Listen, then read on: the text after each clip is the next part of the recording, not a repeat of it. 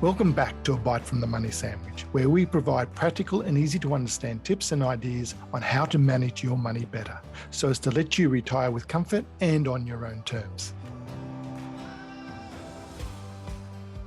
Do you want to know how to equip your young adult children with the financial skills they need for a secure future? Today I'm pleased to be joined by Isabelle Charter, CEO and co-founder of Drip Invest, an educational investing app on a mission to build a brighter financial future for young people. Isabelle explains the critical importance of financial education for teenagers and young adults, as well as shares her own journey and motivation behind Drip Invest. We also explore the need for structured financial education, the benefits of starting early, and the importance of bridging the financial literacy gap. Well, welcome, Isabelle, to the show, I should say, and down from very nice and warm Paris, I believe. Yes, thank you so much for having me here. It's lovely to be talking to you straight from Paris, watching the Olympics. Yes, and you've definitely got a personal interest with your husband, the goalkeeper for the Kookaburras. Exactly. Let's all cheer for Andrew Charter and the entire Australian team. Hopefully they'll do quite well. Yes, fingers crossed, and yes, it'd be great for them to bring back a medal and gold, hopefully. But we're here to talk about for your situation, and I love what you're trying to do here. You're building this tool so that parents could be better educated about financial products, and more importantly, be able to help their children. There was a statistic I remember reading only last year that 70 or 80% of parents would love to be able to educate their children better about financial matters, but just don't know how to. And I can see you're trying to bridge that gap. Can you give me a bit more about your own background and why and what inspired you to get into and co-found Drip Invest? Yes, 100%. But just before, while we was talking about stats, we actually have 45% of Australian adults, that's 8.5 million people, who don't understand, basic financial concepts like interest rates, inflation, diversification. And in the context where we have, increased cost of living, increased cost of housing, ABS predicts that over 400,000 teenagers of today will still be living with their parents in their 30s and their 40s. Is incredibly important for us to start having this conversation and teaching kids more about potential sources of income that are not only, the money that they're making with their work. So definitely we're living in a context where this is super, super important. And for me personally, so I grew up in Brazil, where I would say that the financial situation is even harsher. So I grew up with parents that really taught me the importance of being safe and concerned about work. They taught me how to save very diligently and be responsible with my money. But they were coming a lot from a place of fear for their financial future. And they never had a lot of knowledge around investing or other smart financial decisions. So they taught me the best that they could, but with time, this gap in my financial education just started to become more evident when I realized that I was missing out on opportunities to accumulate wealth and even for my own financial security if I was making better decisions in terms of investing. So I had to educate myself and studied quite a lot, ended up even teaching finances and entrepreneurship in a university in Brazil. And this passion, I guess, for teaching others and to help others have an easier pathway that what I had just became really, really big for me. Excellent. And it is something, and it's one of those things I was even talking to you bit before that, we should be teaching these sort of things in school. There should be so much more education about budgeting, saving, just the basics, because so many people get their first job, start getting an income, but unfortunately usually get into debt very, very quickly, and they just don't know the basics, and it's a real shame. And so I'm just really appreciative that people like yourself are making an effort to help educate people. So how did you come to Australia? Well, I actually came to Australia in the search for work-life balance. Right. Okay. Um, yeah, as I mentioned, the financial situation in Brazil can be quite hard. So we tend to work a lot. There's a culture of working very, very long hours. And I founded a nonprofit in Brazil. So we use technology as a way to empower and give better lives to um, communities. And at the time, I was, teaching. I was starting my own startup, and I was living with my grandma. So thank you very much, Grandma, for allowing me to live for a couple of years with her without paying rent, because otherwise I don't know how I would have made it. So I had some quite stressful years, and I guess just working a lot and the financial security was a big part of it. And Australia just seemed like a place where I could potentially build a better life. And I have a sister that lives in Melbourne. So I came to live with her for 6 months, and I just absolutely fell in love with Australia, got a job offer in Perth. I'm actually an engineer. So I worked as a consultant for BHP for a while, where I met my now husband, other than playing hockey. He's also an engineer and he also works for BHP. We met there, and that was 7 years, a house and two cats ago. And now I'm officially Aussie. Oi, Yeah. oi, oi. Exactly. And thank you for, you said at the very start of the show that some of the statistics are showing that how many people in their 20s and 30s will still need to live at home because they will not be able to afford property. And one of the things I do, and thank you for your grandmother for allowing, and your sister for allowing you to stay, because it really is something that I know a lot of parents, a lot of people my age are coming to grips with, that they're not going to be empty nesters, that they are going to have children live with them longer, and which it can be a great thing to be able to spend more time with your children, but not when it comes at a financial cost. And I just think so much of this education that could give the kids the basics, saving, on budgeting, on debt.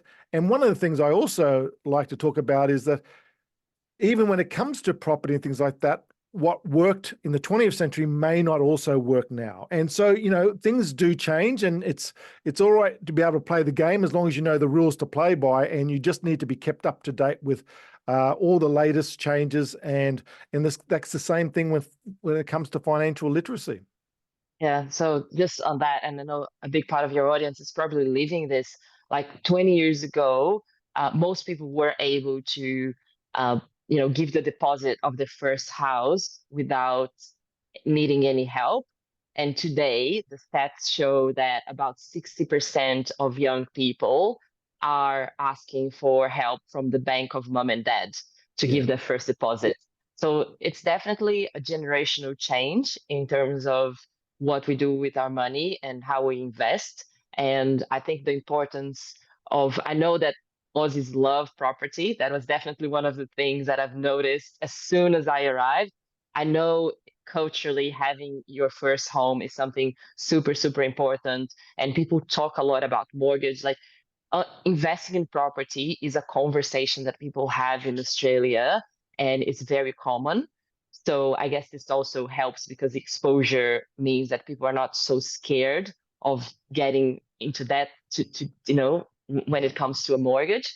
Um, but it's getting harder and harder. So we need to start having the conversation of what are more affordable ways for you to start investing, even if it is as a bridge to get to your main goal of owning a house. We need to start educating people on how do you start smaller, how do you start earlier with what you have, because that's only going to help you in the long term. Yeah, and very well said. I think a lot of it, with the financial literacy, and I know that from your own parents, you were saying that they tried and helped, but there was only a certain amount that they knew. And going in and getting into investing, understanding shares, as you said, Australians love property, so it's something that's pretty easy, and you can see the bricks and mortar of a home, so it's very easy to understand. But they don't really understand there are other options, and I'm not one for one or the other, but I just like a mixture of both.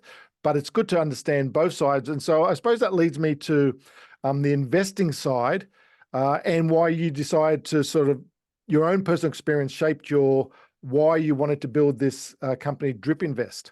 Yes. So DRIP is all about giving under 18s the opportunity to have exposure and to build the confidence, the habits, and the knowledge for their financial future. So the more we hear about things, the less scared we are, right? So it can be quite scary if you suddenly you want to start investing and you talk about, ETFs and inflation and diversification and dollar cost averaging, and we use so many jargons. When you've been in the market for a while, it seems pretty obvious, but it's not. It's actually hard. It's a whole new language that you have to learn, and if you haven't had this exposure to the language, it can be daunting, it can be scary, and then we have a very common like paralysis by analysis, because you want to do the right thing. If you're like me, you want to do the perfect thing, and the fear of not doing the right things makes you do nothing, and that might actually be the worst thing to do in times of inflation. So the whole point of Drip is to build this environment for learning. We have a parent supervised way. So parents create an account for an under 18, and then they give their kids access. The under 18s, they have their own version of the app that they can install on their iPads, on their phones, whatever device they can use. And this version is a view and request only. So they cannot execute transactions. They can learn. They can pick from real investment options. So we have 15 different investment options that is really built for them, explained in the way that is super easy to understand. We have videos, we have dictionaries, we have a whole suite of educational tools. And when they feel comfortable, they send an investment request, and then the parents can accept or reject that request. Wow. Parents can deposit from only $5, and there's not really a minimum amount that the kids can request. So, for example, we have a parent a dad that gives his kid $5 every week, and his kid actually picks 5 investment options, and he puts $1 in each of those. And he's been doing that for the last 3 months and learning a lot from seeing what's been happening. So it's a great learning tool above anything else. And it's one of those things when it's your own money, there you have an emotional investment into it. And, when you see your money goes down, you're going to ask questions. And that's what's great if you actually have for the parents those educational tools so that they can help explain this. It's a long-term investment. It's, it's not short-term. If short-term, it's more like gambling and all these sort of things that you can help them with. I think the other stat you said right at the beginning there about, unfortunately, how many people, the financial literacy problem that we have. And, again, if your parents, you actually had parents who at least tried to teach you. My parents never had that education, and they were clever people, but they didn't have a financial education, and very few people do. So it's something that we really do need to bridge this gap, because I think really ever since, especially COVID, we saw during COVID how many people had to draw down their $10,000 out of superannuation. I think it was like 3.5 million Australians. So, people were really struggling when they were maybe off work for 3 or 4 months. So, even as I know some of the information you provide is, building an emergency fund and all those things, and why you'd need, for a rainy day, have something there in the background. So, Yes. where do you see you want to go with this? I think you touched on 2 points that for us are super important. The emotions and the ownership, right? So when we allow a 15-year-old to start making those decisions, they feel like they are in control of their money and they are responsible for the outcome, right? So our teens today, they are heavily exposed to social media and to influencers and to promises that may not be, 100% the reality. Like, you can easily make money on crypto and etc. Yep. So um, having this early exposure is a little bit of a reality check. With another story that I thought was fascinating. Um, this parent that gave his kid also, he said, I'm going to allow him to do whatever he wants. So week one, the kid puts 100% of the money, which was only like $5 or $10 to 100% on crypto. Week two, 100% on crypto. Week three, 100% on crypto. And obviously, crypto went up and he was very happy, and then crypto went down. And on week four, he said, you know what, Dad, maybe this week we're going to put a little bit in Australia 200. So learning how to manage that emotion of, oh my God, I just made something, and oh my God, I just lost something. Yeah. It's very important. And you want to be helping your kids experience those emotions when you're talking about 50 cents going up and 50 cents going down, because otherwise it's going to be 50,000, right? So having the opportunity to feel that, to have the ownership, to take responsibility, and to have, again, a reality check around what's good, what's bad, what's possible. Are we talking 5? Are we talking 10%? Are we talking 15%? All of those things, they come with experience. It's not like you immediately learn. So where do we want to go from here? We want to change the future for the next generation. We want to help those teenagers have a better money experience and therefore a better future in general, because they have the knowledge, the confidence, and the discipline to do the right thing from an early age. And I strongly believe that this could completely change the course of their lives. I totally believe exactly what you're saying. It's having confidence, and this is not being arrogant or being silly or overconfident, but just being confident with money is just such a needed thing because you would go to, they will realize as soon as they get to work or they're in their 20s or 30s and they go to out socializing, no one will talk about salary. No one will talk about their money. Yes. And it's just, I liked how you raised two things, actually. One was the cryptocurrency. And then, okay, maybe Dad will move to the Australian top 200. Just learning, understanding diversity. That's just a great habit just to learn so early.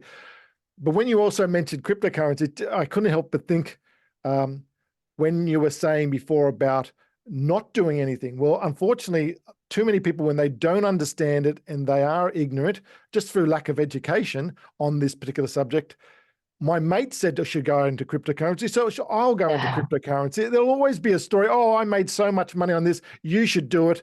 And unless you actually have some structure or a basis to research something, you'll say, well, okay, such and such says it's a good idea, I'll put my money into that. And it's just so many sad stories you hear about investment go wrong.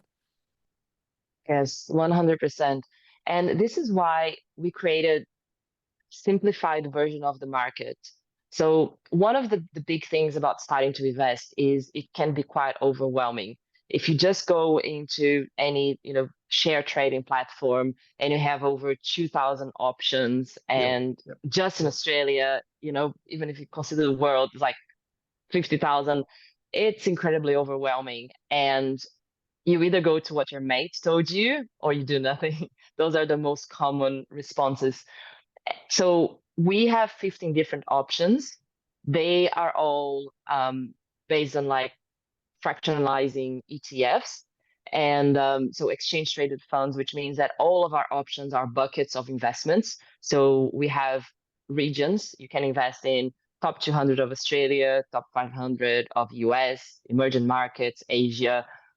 We have a little bit of a sector buckets. So you can invest in big tech, you can invest in sustainability, you can also do crypto, you can do commodities, and we have a risk profile, so conservative, balanced growth, and high growth. So it's a little bit of a mixed bag. So you can have the exposure and you can invest in all of them if you want. You can give your kids the opportunity to invest $1, $2, $5 in each of them, and then really feel, how is sustainability going this week? How is my cybersecurity going this week? But also, we understand that parents have very different views on how they want to educate their kids, and we're not here to tell anyone how to do it. We are here to offer options. So we have parental controls, and if you are someone who doesn't want your kid to have exposure to crypto, you can easily just hide that, and they won't even know that that is a possibility with Drip. So parents can actually build the portfolio and the options that they want their kids to see. And yeah, and this just means that, again, it's all parent supervised. I like, especially as you said, you don't want to overcomplicate this for the beginning. And yes, you can go on any super fund or any platform and get 1,000 options. So how you've sort of done, how you split it up into sectors or into groups is really good. What I also like about it is that, and one of the things I am really enjoy talking about, but I'm passionate about, is superannuation. And for the average 20, 30 or 40-year-old, they're not interested in superannuation. I get that because it seems such a long time from now. But that's why most people don't have their superannuation invested correctly, in my view. But this exactly what you're teaching the children through their parents and directly will help them make those decisions when they do have superannuation, make it so much easier for them. Yes, 100%. Again, it's about building the confidence. It's about making it less scary and even less boring. A lot of people don't see, like, we have another user, Manu. She's amazing. And she told me, I don't see myself as someone good in maths. I've never been good in maths. So I was never going to get into investing. And then my dad heard about this and I started, and it's actually not that hard and I can understand things. So we're working with her to actually change the way that she sees herself and change the way that she sees investment and even just money in general, or maths, or anything related to STEM, which unfortunately is a situation very, very common, especially for women. I mean, that's also another topic that I'm quite passionate about. So Drip, we have 2 female founders. So talking about the gender gap, not only in income, but also in investing and financial literacy. So all of the stats around financial literacy, they're worse for women. And when you look at women aged 18 to 24, the number of women considered financially illiterate is 4 in 5. 4 in 5. So young women are, the most vulnerable when we talk about finances. And we see that even when you talk about also like women in retirement, and this financial gap is something that just goes across all generations, and we're trying to really change that. So if I'm speaking to any parents of daughters, please, one extra request, change your daughter's financial future by helping her see herself as a potential investor, because once she does that, it can really, really change her life. Yeah, and it's fantastic in that way. And I'm a father with 2 daughters, so my daughters have grown up with this. So they just say, "Don't talk to me anymore about finance, Dad. I know," but I then see them with their friends, and and their peers. And I just say, it's just to the point that I basically built a workshop just for that age group, because it's when I talk to retirees, that's very different to talking to millennials and this, but they have their own issues. And as you said, I know it's something, if they actually think about mathematics from school, they think, okay, if I'm good at maths, I should be good with money. Doesn't work. And I have actually so many people, like a left-sided brain, and they're logical, and they think, well, I should be good with money. Money is emotional, money's greed and envy, and the despair of feeling poor. That's emotional basis. So I totally understand what you're saying when you're saying that they think, well, I wasn't good at maths at school, I won't be good with money. And it's totally the opposite. My best students have been actually right-sided brain thinkers, emotional, because once they actually understand the rules, understand the conversations or how money works, oh, I get it. And it's like the cloud or mist is lifted, and it's fantastic that you're doing this, because I suppose I should go down that there is so much jargon, really, isn't there? It's all these terms, and a lot of people, it scares them off understanding or learning about money. Yeah, and we're not here, like, DRIP is not university for financial experts. I'm not talking here about teaching people how to do that 100% and only live off investment. If we can just get to know the basics, so you actually don't have to think about money, goal achieved. Like, you just have to know enough so that you can automate your investments into even, a fund that you trust. If you don't want to make decisions, that's okay. We have options for you. You just have to know what are the simple steps and the minimum steps that you need to take that fits your profile. So again, with Manu, she wants to work with film. She wants to travel the world. So she's never going to become a financial expert. That's not her goal. She only wants to know the basics that will help her achieve her dreams of being an amazing film producer. And how can she make money work for her? That's fantastic. And children of today are going to be under so much more financial pressure than we ever were, or I ever was, because they have incremental expenses. They only all the streaming services, the Ubers, buying 3 or 4 coffees a day, all these sort of little incremental expenses. Buy now, pay later. Buy now, pay later. And we never had any of that 20 years ago or 30 years ago. So they're going to have a need for financial literacy, as you said, even if it's just the basics, so it allows them to get on to do the things that they really want to do. So, okay, so some of the tools, what are some of the other things that Drip Invest that you would say, if I missed out on asking you, is there any other things about Drip Invest you'd like to sort of highlight to the listeners? Yeah, something we're very excited that we're launching next week. So, first or second week of August are our weekly check-ins. So they are a learning opportunity. So on a weekly basis, parents will be able to reward their kids for learning. The way that it works is they have to complete a very simple check-in with 3 questions that are going to be related to market ups and downs. So basically, which company went up the most for Australia 200, something related to the news. So explaining, what happened in the market, this just happened with Tesla, this just happened with Apple. So something around market news. Fantastic. And we're going to have the investment concept of the week. So you're going to learn about what does it mean to invest in shares?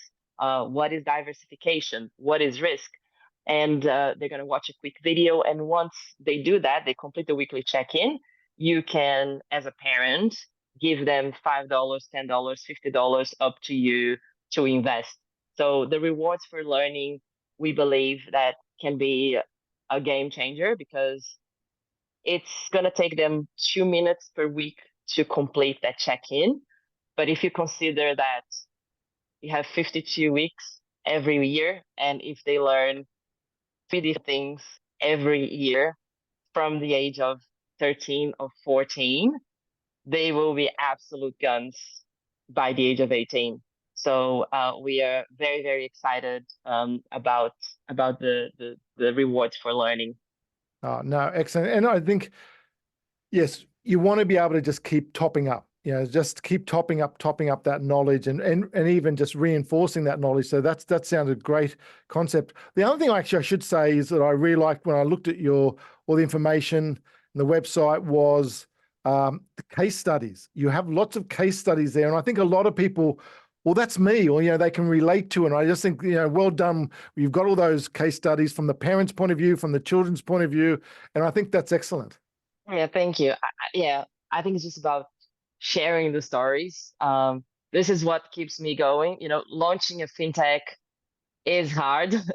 The amount of work that goes into that, the amount of compliance, we have to, we are very, very, very strict with all of our processes and, regulation, anti-money laundering. Like there's so much that goes into making this possible, that listening to those stories and listening about how it's actually working and creating bonds between families and getting families talking about it and getting kids learning and getting parents learning, because even the ones that don't learn, if you want something better for your kid that you had for yourself, it's also a great opportunity for you to go and learn and research yourself.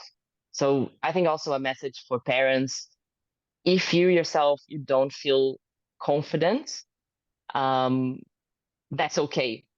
You can learn together and you can learn as you go. And because we're talking about very small values, you can pick a value that is focused on the learning. Again, it's okay. Pick a value that you feel comfortable. If losing 50 cents is okay for you, then let's go with 50 cents. If losing $5 is okay, pick a value that you're comfortable and think of that as learning. I always tell parents, you have to split into two buckets. You have the bucket that the main goal is the learning, and you have the bucket that the main goal is the actual saving or investment, and you have a goal.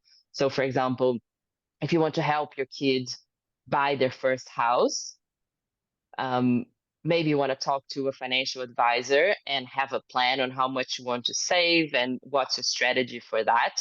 You don't want to just give, the mortgage, the house deposit into your 14-year-old and tell him, hey, just do whatever you want. That's not what we're suggesting. We're suggesting that you pick a value that you are thinking of that as invest in their knowledge, and then that money he can have a little bit more of ownership, and even if they want to take the risk, that's okay if they take the risk. So having those two buckets split is also a pretty good idea. Yeah, no, I totally agree with that, and you're right. This is just getting the basics, and getting people to take that first step. And it's just so important. I really hope we can speak again in 6 months or a year, and I see how you've developed this, or how you've hopefully one day get this into schools as part of their education, because it is so needed. So really well done for everything on this, Isabelle. And so, what's the name of your business partner? Because there's someone else in this. Maria Luke, my amazing co-founder. She's an absolute gun. And if you like Drip's branding and website and all of the cool stuff we have around there, thank Maria for that, because it's definitely not me. Okay. Well, yeah, thank you, Isabelle, and thank you, Maria, to doing this. One thing I always ask any guest on the show is, what's the best piece of advice you've ever been given that just sticks in your mind, that you could share with the listeners? I'd say that is, make learning your first goal. Oh. And again, start investing something that, even if you say, I'm going to put $100 here and I'm okay if I lose $100 because I'm going to learn from that. Imagine you paying for a course. Imagine you paying for university or whatever it is. And it's not likely that you're going to lose 100% of it. But if you just go into that with the mindset of I'm focusing on learning for my first experiences, I think that will remove a lot of the barriers to start. And then once you're more familiar, you can start, once you build your confidence and you build your knowledge, then you can also start ramping up the amounts and the choices and diversifying. But definitely focus on the learning. That's the first step. Yeah, no, I really love that. Isabelle, thank you so much for being on the show. We will provide all the information and links to Drip Invest, but just again, really well done to you and your partner to getting this off the ground, because it's just such a needed community service, and best of luck with it all. Thank you so much, and thank you for having me here. I hope you've enjoyed this episode. If you'd like to know more about Isabelle Charter and Drip Invest, visit www.dripinvest.com.au. That's DRIPINVEST.com.au. Or feel free to email me on admin@themoneysandwich.com, or visit our website, themoneysandwich.com, if you have any questions or would like to learn more. Enjoyed this episode and want to hear more of A Bite from the Money Sandwich? Make sure you subscribe on your platform of choice so you can automatically receive each episode as soon as it's released.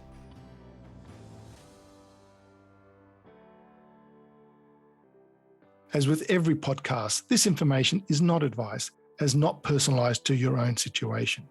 And past performance is never guaranteed for the future. What we are trying to do here is to provide tips, coaching and education to help improve your money knowledge, which we believe can only be a good thing. See you next time when we take another bite from the Money Sandwich.